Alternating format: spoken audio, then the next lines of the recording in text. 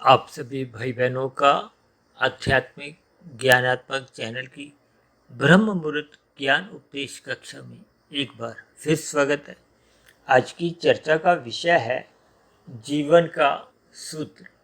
और इस सूत्र के नीचे हमने देखे विभिन्न प्रकार के शब्दों का तीन अलग अलग रंगों में कुछ उल्लेख किया है। आरंभिक शब्द हैं लाभ, लोभ और संग्रह। फिर लाभ के नीचे ही हमने देखिए आवश्यकता शब्द लिखा है, सत्वगुण लिखा है, और सत्वगुण के नीचे ही हमने देखिए सुख और संतोष दो शब्द लिखे हैं। इसी तरह हमने लोभ शब्द के नीचे भोग शब्द, रजोगुण, सुख, और सुख से एक तीर का निशान दुख की ओर दर्शाया। और इसी तरह हमने तीसरा जो एक स्थिति है वो संग्रह के ऊपर नाश, तमोगुण, और दो तीरों से एक दुखद स्थिति पर एक प्रकाश डाला है। देखिए ये सभी स्थितियां एक सूत्र रूप में हमने कुछ वीडियो पहले भी प्रसारित किए हैं। सूत्र का और सिद्धांत का कोई विशेष अंतर नहीं है, क्योंकि शास्त्रों में तो बार बार एक विभिन्न प्रकार के सिद्धांतों में विशेष रूप से देखिए कर्मफल सिद्धांत की चर्चाएं हम करते रहते हैं। क्योंकि कर्मफल सिद्धांत का अभिप्राय क्या है कि कर्म होने के बाद उसका फल आना एक निश्चित स्थिति है। यही एक सिद्ध हो चुका है। कहते हैं ना, सिद्धांत का अभिप्राय यहाँ सिद्धि का अंत हो जाता है, उस पर कोई दोबारा से कोई चर्चा की आवश्यकता नहीं होती। यानी कि ये सभी परिस्थितियों में, और अक्सर हम तो देखिए सिद्धांत शब्द को भूतकाल, वर्तमान, भविष्य से ही बाहर कर देते हैं, जबकि इन तीन स्थितियों से बाहर तो कुछ होता ही नहीं। यानी कि सिद्धांत की इतनी अधिक एक विशेषता समझाई गई है, लेकिन फिर भी मनुष्य अपने मिले हुए जीवन में देखिए पाप कर्म करने से बचता नहीं है। तब ऐसी स्थितियों में आप समझ ही सकते हो कि किए गए पाप कर्म आपका मेरा भविष्य कितना दूषित करते हैं। दूषित करने का भी प्रयास देखिए, नीचे की जो 80 लाख प्रकार की तामसी जोनियां हैं, और ये तामसी जोनियां नीचे की जो शास्त्रों में ही कही गई है, ये 80 लाख प्रकार की है। अब कुल आंकड़ा तो देखिए शास्त्रों में 84 लाख प्रकार की जोनियां समझाई गई, जिसमें मनुष्य जोनि को विशेष रूप से, यानी कि आप और मैं, हम सब मनुष्य जोनि में कर्म जोनि सिद्धांत से, यानी कि कर्म फल सिद्धांत से बंधे हुए हैं। लेकिन भगवान श्री कृष्ण जी ने गीता में ही इस कर्मफल सिद्धांत से संबंधित तीन अलग अलग योग की स्थितियां भी समझाई है। योग का ही देखिए दूसरा नाम साधना है। साधना का अभिप्राय देखिए, जब तक मनुष्य अपने ये जो जन्म मरण की स्थितियों से मुक्ति पाने का एक विचार नहीं लाता, तो योग कहो या साधना आरंभ ही नहीं होती।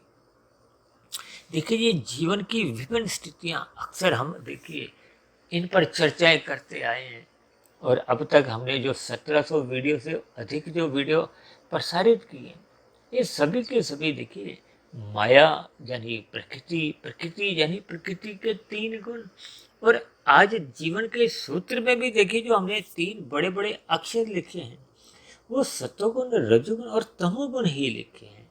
और उनसे पहले जब बाद में जो जो शब्द लिखे वो इन तीन गुणों से ही संबंध रखते हैं, क्योंकि हम सभी भाई बहन कहीं ना कहीं इन तीन गुणों से बंधे रहते हैं। बंधे रहने का अभिप्राय देखिए सकाम भाव से है। सकाम भाव का अभिप्राय कर्मफल सिद्धांत की स्थितियों से है। और यदि हम इस कर्म के साथ फल भोगना नहीं चाहते, यानी कि हम कर्म तो करना चाहते हैं लेकिन फल नहीं चाहते, तो फिर उस स्थिति विशेष को शास्त्रों में भगवान श्री कृष्ण जी ने विशेष रूप से गीता में कर्म योग, ज्ञान योग और भक्ति योग, ये तीन अलग अलग नाम देकर अक्सर एक साधारण मनुष्य के ज्ञान को परिपक्व करने का एक प्रयास किया। भगवान स्वयं ये घोषणा गीता में ही करते हैं कि ये गीता ज्ञान कोई मैं प्रथम बार अर्जुन को नहीं दे रहा, ये ज्ञान तो मैं सृष्टि के आरंभ में सूर्य देव को भी दिया है। यानी कि ये सभी स्थितियां, और कहीं कहीं तो ऐसा वर्णन आता है ना कि सृष्टि के आरंभ में वेदों का जो ज्ञान है वो परमात्मा के मुख से प्रकट हुआ कि जीवन जीने के निर्देश को हो, इस माया के 3 गुणों की जो एक स्थितियों का जो विस्तार से वर्णन है वो वेदों में है। वेद का अर्थ ही देखिए ज्ञान से लिया जाता है, क्योंकि वेद परमात्मा के मुख से प्रकट होते हैं, इसलिए इनको अपौरुषेय भी कहा गया है। जबकि इनके अलावा जितने भी ग्रंथ हैं, देखिए वेदों से ही विभिन्न प्रकार के उपनिषद लिखे गए। ये उपनिषद भी देखिए मायातीत महापुरुषों द्वारा लिखे गए। मायातीत महापुरुषों का अभिप्राय देखिए, जो मनुष्य जन्म मरण के बंधन से मुक्ति पा लेता है या प्रकृति के 3 गुणों के बंधनों से मुक्त होकर एक आत्मयोग की स्थिति को हो, एक परमात्मा से पूर्ण योग की स्थिति को प्राप्त कर लेता है, उसको मायातीत कहा जाता है। माया का अभिप्राय 3 गुणों से ही होता है, क्योंकि एक साधारण मनुष्य तो देखिए हम सब भी प्रकृति के 3 गुणों से कम अधिक बंधे रहते हैं। जैसा जैसा हम इनका संग करते हैं, फिर वैसा वैसा इनका रंग कहो, इनका बंधन कहो। देखिए तमोगुण और रजोगुण की स्थितियों को तो एक बंधनदायक कहा गया है, जबकि सतोगुण को एक मुक्तिदायक गुण कहा गया। इसीलिए तो बार बार कहा गया मनुष्य को सत्संग करना चाहिए। सत्संग का अभिप्राय क्या है? सत्वगुण का संग करना। इसलिए हम सभी भाई बहनों को अपने मिले हुए जीवन में इन गुणों की स्थितियों को समझना होगा, क्योंकि हम पहले ही कह चुके हैं कि हमने देखिए पहले भी कई एक जीवन के सूत्र से संबंधित या कई और सूत्रों पर भी कुछ चर्चाएं की हैं। इसी से संबंध ही देखिए आज की चर्चा भी कोई नई चर्चा नहीं है, लेकिन ये सभी स्थितियां जैसे जैसे परमात्मा की प्रेरणा से कुछ शब्द एक कर्मबद्ध तरीके से मेरे मन मस्तिष्क में आने लगते हैं, फिर मैं उन शब्दों को ही एक कर्मबद्ध तरीके से प्रकृति के 3 गुणों की स्थितियों से, क्योंकि 3 गुणों के अलग अलग लक्षण हैं। अब तमोगुण को देखिए पदार्थों से जोड़ा गया, निंदनीय कार्यों से जोड़ा गया, निषेध कर्मों से जोड़ा गया, एक दुखद स्थितियों से भी जोड़ा जाता है, भले ही नींद से भी जोड़ा जाता है, आलस्य से भी जोड़ा जाता है। यानी कि तमोगुण के अलग अलग कई लक्षण हैं, और इसी तरह रजोगुण के भी कई लक्षण हैं। रजोगुण को देखिए क्योंकि भोग से जोड़ा गया है, लोभ से भी जोड़ा गया है, सुखों से भी जोड़ा गया है, स्त्री पुरुष के आपसी आकर्षण से भी जोड़ा जाता है। और क्योंकि आज हमने देखिए रजोगुण के ऊपर 2 शब्द लिखे हैं, भोग, और भोग से ऊपर लिखा है लोभ। यानी कि ये सभी स्थितियां ये हमने एक सूत्र रूप में इनको एक क्रमबद्ध तरीके से समझाने का एक प्रयास करेंगे। और मेरी आप सभी भाई बहनों से जैसे पहले विनती होती है कि जब कभी हम कोई वीडियो देखिए तालिका रूप में समझाते हैं, कोई चिन्हों द्वारा, कुछ विशेष प्रकार की आकृतियों द्वारा, तो उस वीडियो विशेष को सुनते समय आप सदा ही आरंभ से अंत तक वीडियो के चित्र पर अपनी नज़र सदा ही टिकाए रखो, ताकि हम जैसे जैसे परमात्मा की प्रेरणा से अपनी चर्चा को आगे बढ़ाते हैं, ताकि वो बढ़ी हुई चर्चा को हो या हमारे द्वारा बोले गए शब्द को हो, वो आपके भीतर सही सही क्रम में उतरते जाएं, ताकि ये जो सूत्र नाम की जो एक स्थितियां हैं, देखिए मैंने कहा ना सूत्र और सिद्धांत में कोई विशेष अंतर नहीं है। सूत्र कहो सिद्धांत को ये लगभग एक जैसी ही स्थिति है। ये दोनों स्थितियां देखिए कार्य कारण की स्थितियां भी आप समझ सकते हो। जैसे हम कार्य होते हुए दिखाई देते हैं, अब कार्य के पीछे जो कारण है उस स्थिति विशेष को समझ लेना ही आपके हमारे जीवन की एक सफलता है, सार्थकता है। इसीलिए तो हम बार बार कहते रहते हैं कि शास्त्रों का ज्ञान विज्ञान समझो। विशेष रूप से गीता में भगवान श्री कृष्ण जी ने इन 3 गुणों के ज्ञान को एक गूढ़तम ज्ञान कहा है। अब गूढ़ शब्द आते ही इसका अभिप्राय क्या है कि ये सूक्ष्म ज्ञान आपको में समझना होगा। इसलिए हम बीच बीच में देखिए कुछ ऐसी तालिकाएं बनाकर कुछ अपनी वीडियो को एक दिशा देते हैं, ताकि बात समझ में आ जाए। बात समझ में आने का अभिप्राय वो आपके हमारे व्यवहार में टिक जाए, ताकि आपके हमारे जीवन के जो कर्मों की स्थितियां हैं वो धीरे धीरे योग में बदलें। जब कर्मों में आपके हमारे कर्म निषेध कर्म ना होने पाए, हम पाप कर्मों से बचें। क्योंकि शास्त्रों में तो देखिए बार बार कहा गया है कि रजोगुण प्रत्यक्ष रूप से आपका हमारा कोई नुकसान नहीं करता, लेकिन रजोगुण में बने रहने से ही मनुष्य तमोगुण में गिरता है, और तमोगुण का संग करते हुए यानी कि मनुष्य तमोगुण के प्रभाव में निषेध कर्म कर जाता है। निषेध कर्म होने से उसका पाप कर्मों का कर्मशय बढ़ता है, और पाप कर्मों का कर्मशय निरंतर बढ़ते बढ़ते वो आपके बड़े कर्माशय की स्थितियां बिगड़ने लगती हैं, और मनुष्य जोनि पुनः पाने की पात्रता हम खो देते हैं। क्योंकि मनुष्य जोनि तो तभी मिलती है जब संचित कर्मों में पाप और पुण्य कर्मों की कम से कम तुल्यता होती है, जब पुण्य कर्मों की अधिकता होती है।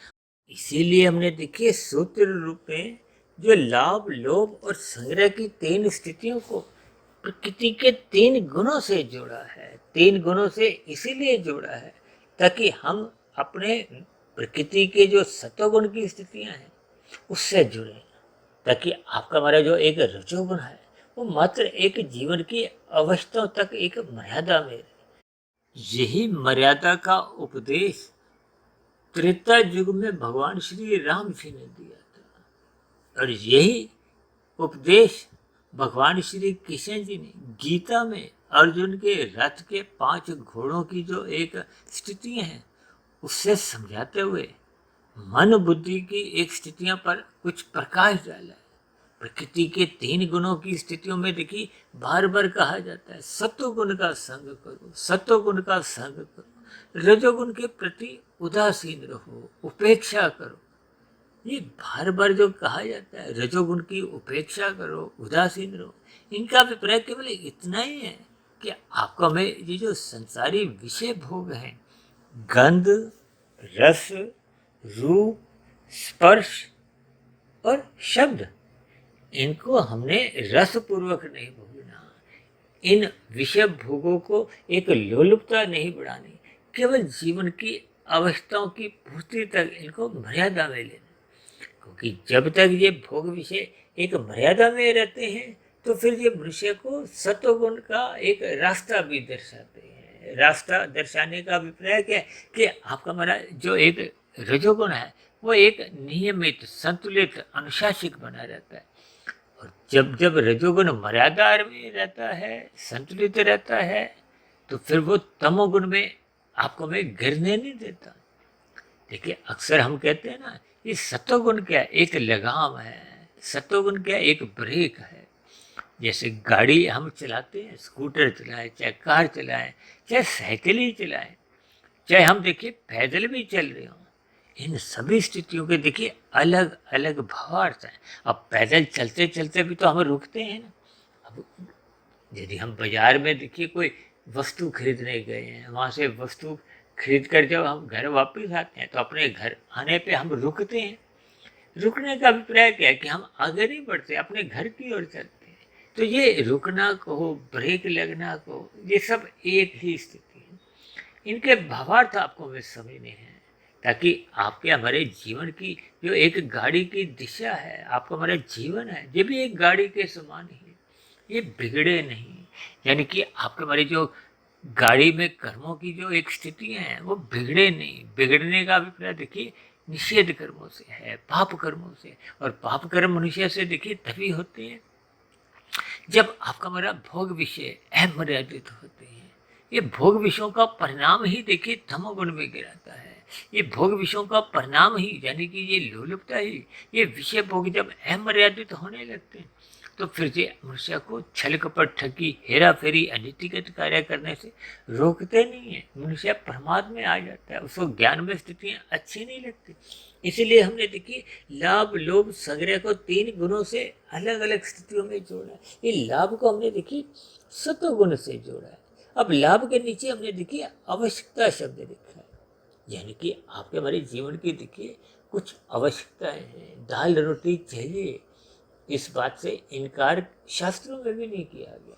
आपके हमारे जीवन की देखिए जैसे रहने की एक आवश्यकता है, तन ढकने के लिए वस्त्र चाहिए, ये सभी आवश्यकताओं तक ही एक सीमा में रहे। इसीलिए हमने देखिए लाभ से नीचे एक आवश्यकता शब्द लिखा है, और फिर सत्वगुण की एक स्थिति लिखी है, यानी कि सत्वगुण लिखा है।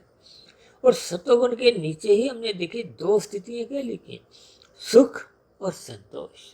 देखिए सुख का अभिप्राय स्थूल शरीर के स्तर पर है, यानी कि शारीरिक स्तर पर आपको में सुख मिलता है।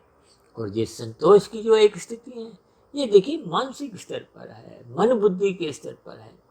अक्सर धनी मनुष्यों के पास देखिए भले ही सुख सुविधा के अनेकों साधन होते हैं, लेकिन यदि मनुष्य में संतोष नाम की स्थिति नहीं है तो फिर उसकी भागदौड़ रुकती नहीं है। ये भागदौड़ कहो, चंचलता कहो, ये मनुष्य को फिर मन के स्तर पर बेचैन बनाए रखती है। मन उखड़ा उखड़ा रहता है, उखड़ा उखड़ा कहो या अप्रसन्नता कहो, ये सभी स्थितियाँ मनुष्य में भय की स्थितियाँ भी उत्पन्न करती है। क्योंकि जब जब मनुष्य का ये जो सतोगुण है, ये संतोष की स्थिति में नहीं आता। हालांकि सतोगुण में रहते हुए देखिए एक संतोष की स्थितियाँ सहज ही बने रहती, लेकिन जब मनुष्य लाभ पर राजी नहीं करता, यानी कि संतोष नहीं करता, तब ऐसी स्थितियों में उसके मन में देखिए लाभ से फिर वो लोभ की स्थितियाँ उत्पन्न होती है। देखिए इन शब्दों के क्रम को आपको हमें क्रमबद्ध तरीके से समझना होगा। ये लोभ क्या है? देखिए जब आपकी हमारी भोग इच्छाएं बढ़ने लगती है, देखिए पहले हमने लाभ लिखा था, अब हमने दूसरी स्थिति में लोभ शब्द लिखा है। लोभ और लाभ में देखिए एक मात्रा का ही अंतर, यानी कि जब मन बुद्धि के स्तर पर हम संख्या में मात्रा में खोने लगते हैं तो फिर आपकी हमारी इच्छाएं बढ़ने लगती हैं। किसकी? भोग इच्छाएं बढ़ने लगती। ये भोग इच्छाओं का निरंतर बढ़ते रहना ही ये रजोगुण की निशानी है। रजोगुण का अभिप्राय उसकी तृप्ति नहीं होती, उसमें संतोष के भाव नहीं आते। भले ही राशि मनुष्य के पास देखिए सुख सुविधा के साधन बढ़ने लगते हैं, समाज में उसका मान प्रतिष्ठा भी बढ़ने लगता है, लेकिन फिर भी वो मन के स्तर पर बेचैन रहता है। ये मन के स्तर पर बेचैनी ही उसको भय की स्थितियां भी उत्पन्न करती हैं, अप्रसन्नता भी लाती है, खिन्नता भी लाती है। ये सभी स्थितियां मन बुद्धि के स्तर पर ये विकारों को जन्म देती है, और विकार आपको भी कोई सुख नहीं देते। देखिए ये विकार अपने आप में आपको में दुखी करते हैं। इसीलिए हमने देखिए दूसरी स्थिति में लाभ की जगह लोभ लिखा है, और लोभ को हमने रंगीन रंग से जोड़ा है। लोभ के साथ ही हमने भोग शब्द लिखा है। भोग का अभिप्राय देखिए भोगों में उसकी तृप्ति नहीं होती। जैसे हम दाल रोटी एक साधारण जीवन में खाते हैं, फिर राशि मनुष्य को देखिए मलाई कोफ्ता चाहिए, शाही पनीर चाहिए, खीर चाहिए, पापड़ चाहिए, यानी कि उसकी भोग इच्छाएं बढ़ने लगती हैं। आज जो 24/7 की स्थिति है, आप देखोगे ना, ब्याह शादियों में भी देखिए कितने ही व्यंजन तैयार होते हैं, यानी कि पेयजल ही कितने प्रकार के, कितने ही प्रकार के मिष्ठान होते हैं। ये सभी स्थितियां देखिए भोग से प्रेरित होती हैं। ये रजोगुण की स्थितियां हैं। स्त्री पुरुष का जो आपसी आकर्षण भी है, ये भी रजोगुण के कारण है। ये फैशन की दुनिया को हो, ये माल में घूमने की जो एक स्थितियां को हो, ये शॉपिंग करना, खरीदा खरीदी, यानी ये सभी इच्छाएं ये भोग प्रेरित होती हैं। भोग प्रेरित इच्छाओं में देखिए मनुष्य माल में घूमते घूमते कितने ही वस्त्र खरीद लाता है, घर पे अलमारियां भरने आरंभ हो जाती। तो ये सभी स्थितियां देखिए, पहनने तो हमने अपने 2-4 जोड़ी वस्त्र के ही होते हैं, लेकिन फिर भी अलमारियों में देखिए इतने वस्त्र टंगे रह जाते हैं जिनका साल में एक बार नंबर भी नहीं आता।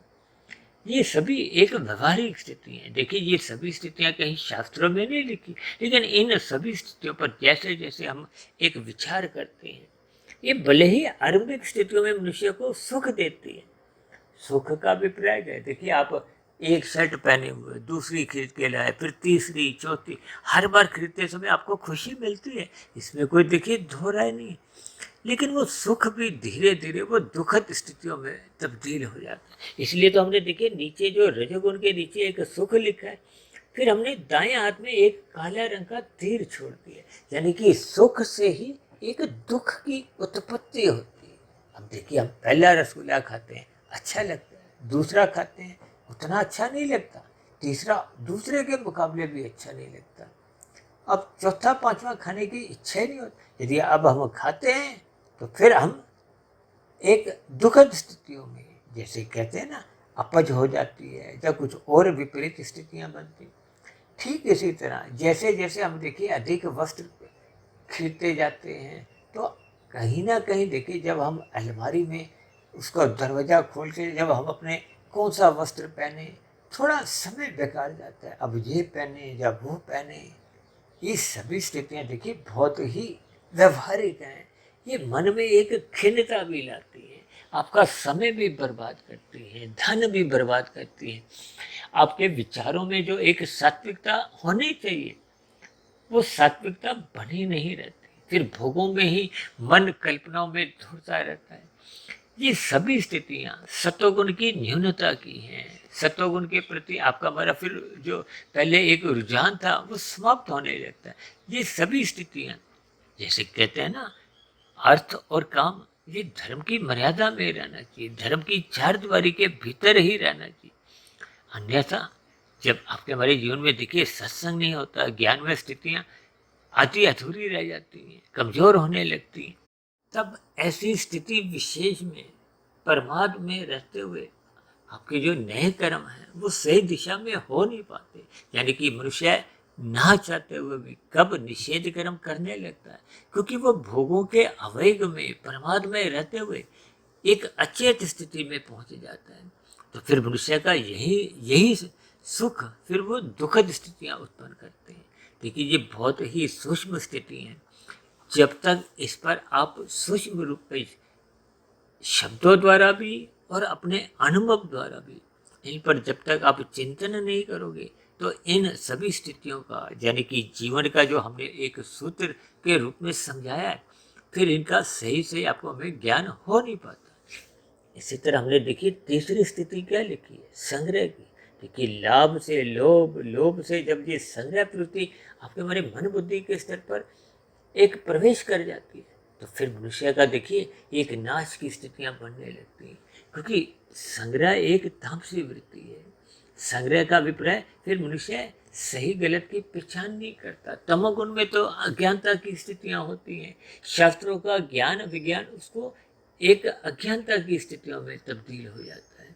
इसीलिए तो तामसी मनुष्य यानी कि संग्रह की स्थितियों में वो कितने अनीतिगत कार्य कर जाता है। देखिए समाज में भी वो कितना ही एक छल कपट ठगी हेरा फेरी की स्थितियों में अपने आप को स्थित करता है, और शास्त्रों के विरुद्ध भी उसके देखिए एक पाप कर्म सहज ही होने लगते हैं।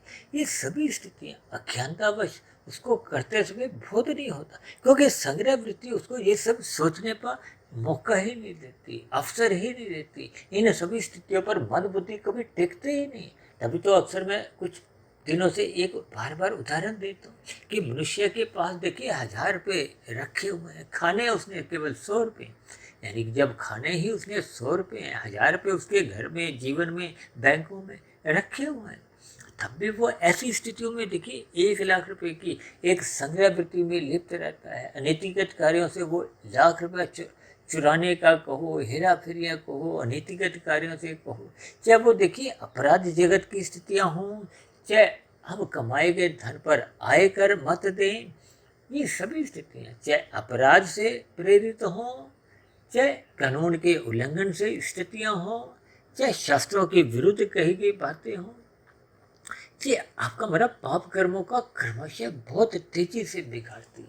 ये जब पाप कर्मों का क्रमशः तेजी से बिगड़ने लगता है, तो फिर ये मरने के बाद ये अधोगति की स्थितियां उत्पन्न होती है। इसीलिए तो हमने देखी, जैसे लाभ के नीचे हमने आवश्यकता शब्द लिखा था, लोभ के नीचे हमने भोग शब्द लिखा था, अब हमने संग्रह के नीचे देखी ना आवश्यकता लिखा है ना भोग लिखा है, वो नाश शब्द लिखा है।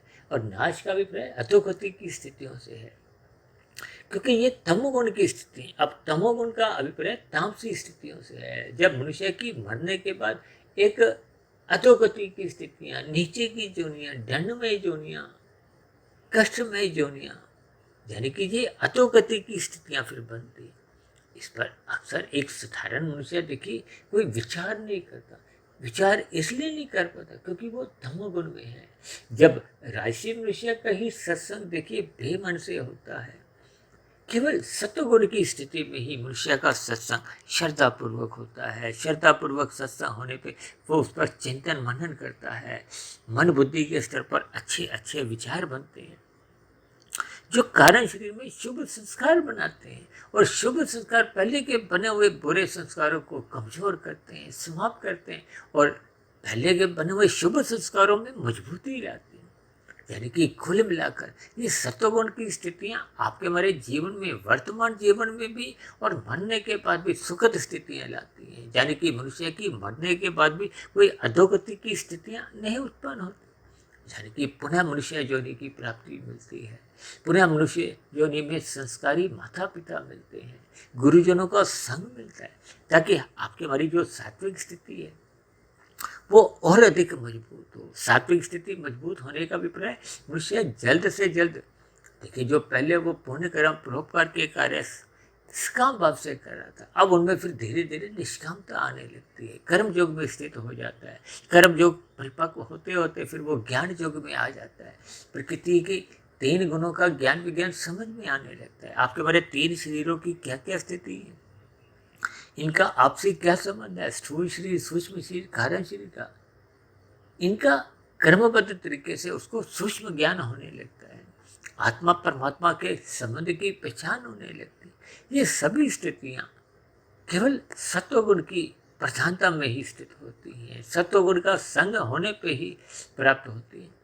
लेकिन जैसे जैसे सत्वगुण को हो, लगाम को हो, ब्रेक को हो, ये रजोगुण के ऊपर कमजोर होने लगती है, तो फिर रजोगुण अनियंत्रित होता हुआ यानी कि वो तमोगुण में गिरने लगता है। कहते हैं ना, अविरजित विषय भोग आपको भी तमोगुण में गिराते हैं। ये तमोगुण की स्थितियां ही देखिए, संग्रह, नाश और तमोगुण की स्थितियों में देखिए हमने उस दुख शब्द के दाएं बाएं काले रंग का तीर लगाया, यानी कि वर्तमान स्थितियों में भी उसको दुख मिलते हैं। भले ही देखिए एक साधारण मनुष्य अचेत स्थितियों में मादक पदार्थों का सेवन भी करता है, अल्पकालिक उसको सुख भले ही मिलता हो, लेकिन ये सभी स्थितियाँ उसका कर्माशय बिगाड़ती हैं, उसके संस्कार बुरे बनते जाते हैं, उसका कर्माशय बिगड़ने से फिर मरने के बाद की अधोगति की स्थितियाँ बनती हैं।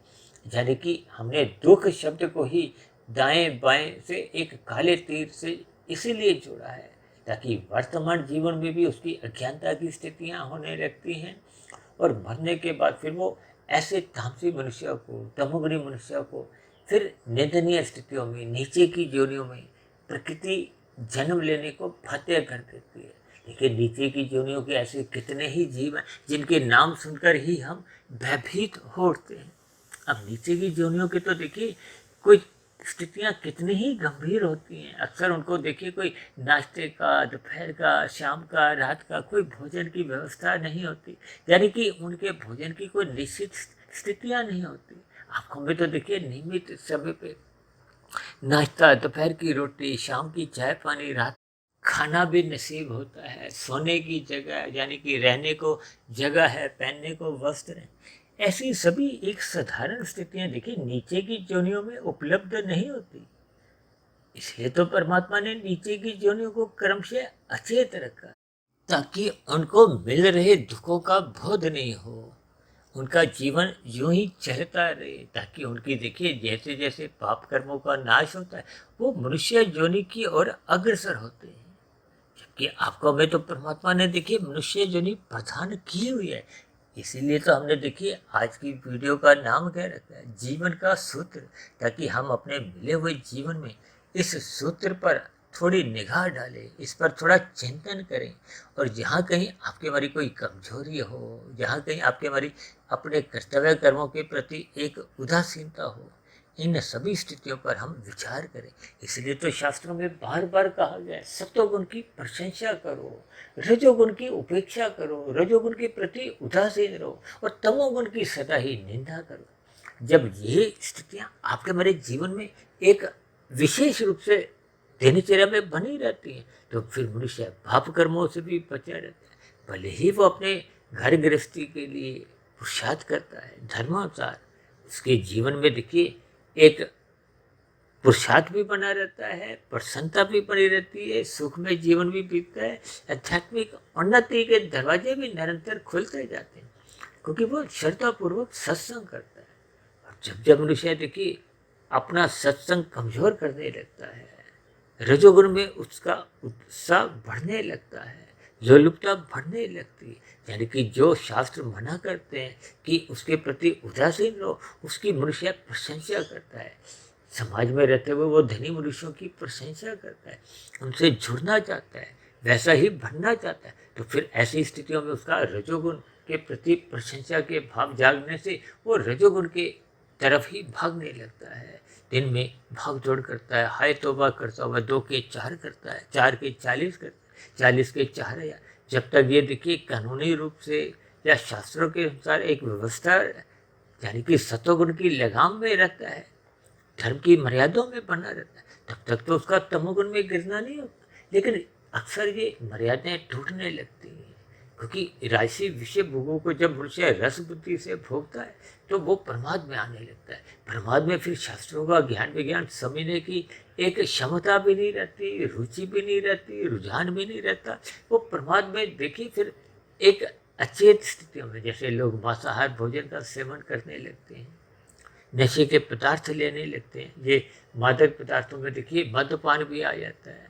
ये लोग तंबाकू गुटखा जो खाते रहते हैं, ये फिल्मों की जो एक स्थितियां हैं, विज्ञापनों की, फैशन की, ये सभी स्थितियां मनुष्य को देखिए क्रमशः रजोगुण में स्थित करती हैं या फिर वो अचेत करने लगती हैं। अचेत होने का अभिप्राय वो तमोगुण में गिराती है। इन सभी स्थितियों को आप ज्ञानपूर्वक चिंतन करें, ताकि इन सभी स्थितियों के लक्षणों का आपको हमें बोध हो और हम अपने जीवन के लाभ को ध्यान में रखते हुए सत्वगुण का अधिक से अधिक संग करें। सत्वगुण का संग करना ही आपके मेरे जीवन का एक लक्ष्य बने। कहते हैं ना, श्रद्धापूर्वक सत्संग करना ही सत्वगुण का संग है, ताकि हम रात को जल्दी सोने लगें, सुबह ब्रह्म मुहूर्त में उठने लगे। ये सभी स्थितियाँ आपके हमारे जीवन में एक नैतिकता भी बनाए रखती हैं, पाप कर्मों से भी बचाए रखते हैं और धीरे धीरे आपके हमारे जीवन में आध्यात्मिक उन्नति के दरवाजे खुलने लगते हैं, जो एक आध्यात्मिक यात्रा के एक शुभ संकेत होते हैं। तो ऐसी सभी शुभ स्थितियाँ हम सभी भाई बहनों के जीवन में भी बढ़ने लगे। इसके लिए मेरी आप सभी भाई बहनों से विनती है कि मिले हुए जीवन में इन गुणों के खेल को ज्ञानपूर्वक हम समझें और ये जो जीवन का सूत्र जो आज हमने वीडियो तैयार किया, इसके अंतर्गत इन सभी संभावित स्थितियों पर भी हम विचार करें। हो सकता है मेरे समझाने में कहीं कुछ कमी रह सकती है, क्योंकि मैं भी एक मायापद ही हूँ। फिर भी हम सभी भाई बहनों को ब्रह्म मुहूर्त में उठते हुए इन सभी स्थितियों पर चिंतन करना होगा, ताकि दिन में जब रजोगुण की स्थितियाँ होती हैं, आपका मेरा रजोगुण मर्यादा में रहे। क्योंकि जब रजोगुण मर्यादा में रहता है तो फिर मनुष्य का तमोगुण में गिरने की स्थितियाँ बनती ही नहीं है, यानी कि उसका जीवन अधोगति की स्थितियों में गिरने से बचने लगता है। तो ऐसी सभी शुभ स्थितियाँ हम सभी भाई बहनों के जीवन में भी बने, ताकि हम सभी भाई बहनों का जीवन सात्विक हो, ताकि जीवन सफल हो, सार्थक हो और हम सभी भाई बहन अधोगति की स्थितियों से अवश्य ही बचें। तो इन्हीं शुभ कामनाओं के साथ चर्चा विशेष को यहीं विश्राम देते हैं। शाम को फिर मिलते हैं संध्या बेला ज्ञान कक्षा में। तब तक आप अपने आध्यात्मिक मित्र सुधीर भाटिया फकीर को इजाज़त दें। आप सभी भाई बहनों की सात्विक स्थिति मजबूत हो। इन्हीं शुभ कामनाओं के साथ चर्चा विशेष को यही विश्राम देते हैं। फिर भी चर्चा संबंधित आपके मन में कोई प्रश्न उठ रहा हो, कोई मेरी कही गई बातें आपको तर्क संगत आधी अधूरी लगती हो, यानी जीवन का सूत्र में हमने जिन जिन स्थितियों पर कुछ प्रकाश डाला, उससे संबंधित आपके मन में कुछ एक प्रश्न उठ रहे हो, या ये कही गई बातें आपको तर्क संगत आधी अधूरी लगती हो, तो आपके आपत्तियों का, मतभेदों का भी सदा ही नीचे दिए गए कमेंट्स बॉक्स पर प्रश्नों के साथ साथ स्वागत है। चर्चा विशेष को ध्यानपूर्वक, धैर्यपूर्वक सुनने के लिए आप सभी भाई बहनों का बहुत बहुत धन्यवाद।